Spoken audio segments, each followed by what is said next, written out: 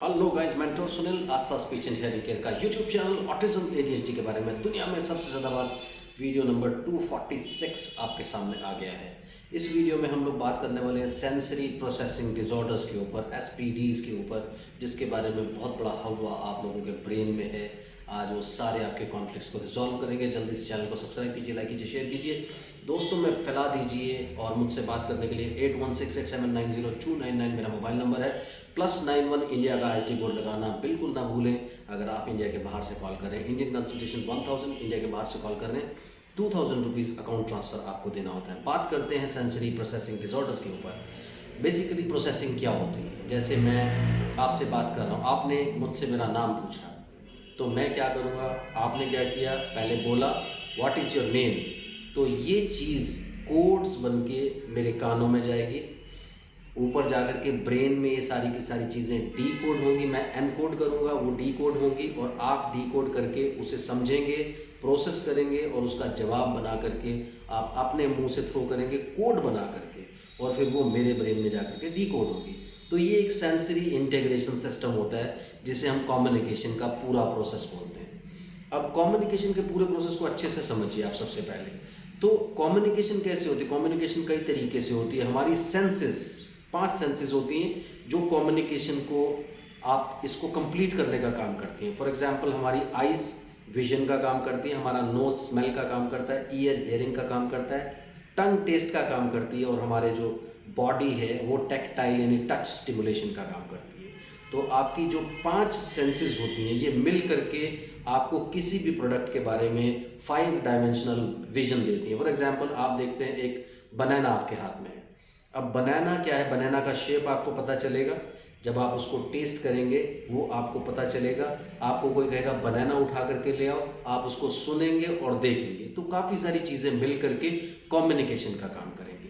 तो इसी तरह से क्या होता है कि जब ये बच्चे होते हैं जिनमें ऑटिज्म का प्रॉब्लम या एडीएचडी का प्रॉब्लम होता है, स्पेशली सब लोग इसको एक हव्वे की तरह दिखाते हैं कि सेंसरी प्रोसेसिंग डिसऑर्डर है। अब सेंसरी प्रोसेसिंग डिसऑर्डर में एक्चुअली कोई पैथोलॉजी होना चाहिए। अगर आपको सेंसरी प्रोसेसिंग डिसऑर्डर है, कोई पैथोलॉजी होना चाहिए, क्योंकि जब आप बात कर रहे हैं कि ब्रेन से एक इंटीग्रेशन होता है इन सब चीज़ों का, यानी ब्रेन का, यानी नर्व्स काम करती हैं। तो अगर आपके ब्रेन का एमआरआई किया, दूसरी चीज़ें की, और वो सब चीज़ें नॉर्मल हैं, तो ये एक डिसऑर्डर आपको कैसे हो गया?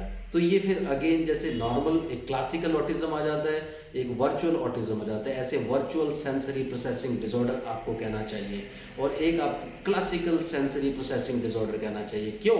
क्योंकि यहाँ पर डिफरेंस ये आ जाता है कि अगर आपकी न्यूरल सेल्स यानी आपके ब्रेन के कोई एरियाज एमआरआई सब कुछ किया आपने, उसमें नो एबनॉर्मेलिटी डिटेक्टेड आया, यानी सब कुछ नॉर्मल आया, यानी उसके अंदर कोई प्रॉब्लम नहीं आया, तो आपको कैसे ये डिजीज़ या डिसऑर्डर हो सकता है? तो इसी तरह से आप अपने बच्चों में कई, अब आप स्पेशलिस्ट को दिखाने के लिए जाते हैं, जैसे ही आप दिखाते हैं वो लोग क्या करते हैं, सबसे पहले आप एमआरआई कराइए, बैरा टेस्ट कराइए, एएसएसआर कराइए, ये सब कराइए।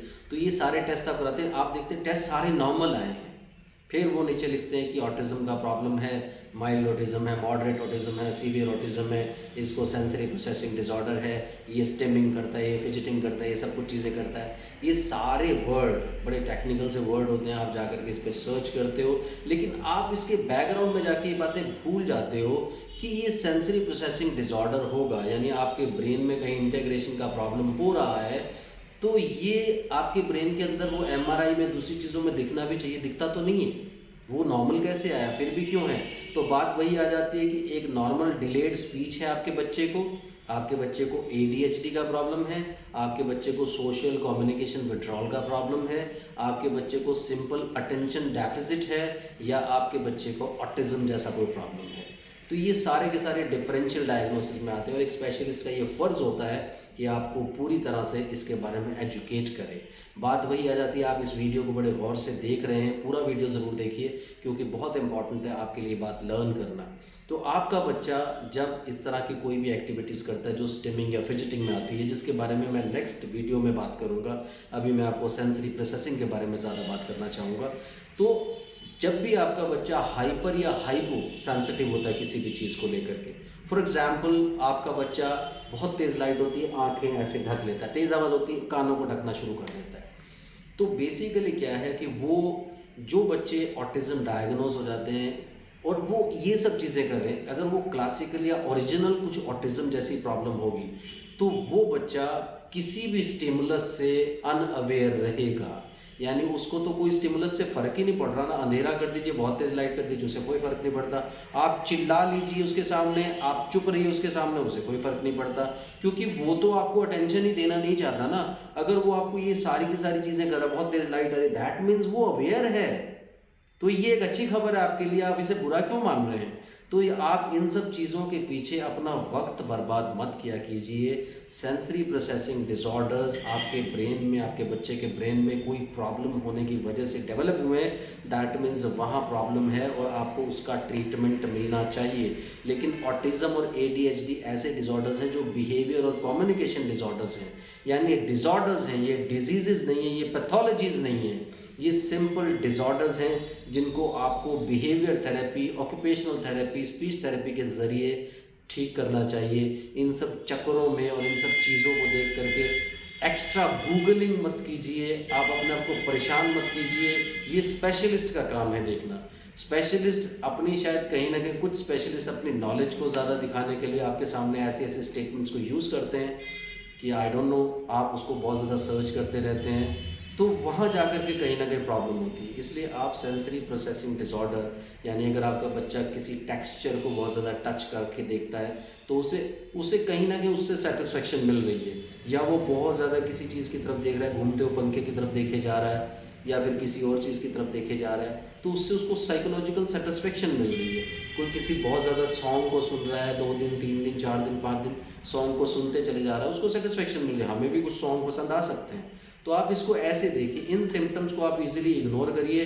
जैसे जैसे ये सेंसरी प्रोसेसिंग नहीं है, ये अटेंशन के डिसऑर्डर्स हैं, यानी आपका बच्चा प्रॉपरली अटेंशन नहीं दे रहा, तो इस वजह से कम्युनिकेशन कंप्लीट नहीं हो रही।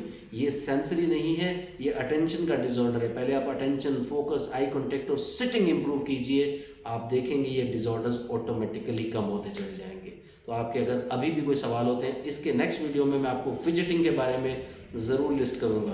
तो आप अभी भी कोई आपका सवाल सेंसरी प्रोसेसिंग पे रहता है तो ज़रूर पूछ लीजिए, कमेंट सेक्शन में भर भर के कमेंट कीजिए। Thank you very much, bye bye आज के लिए।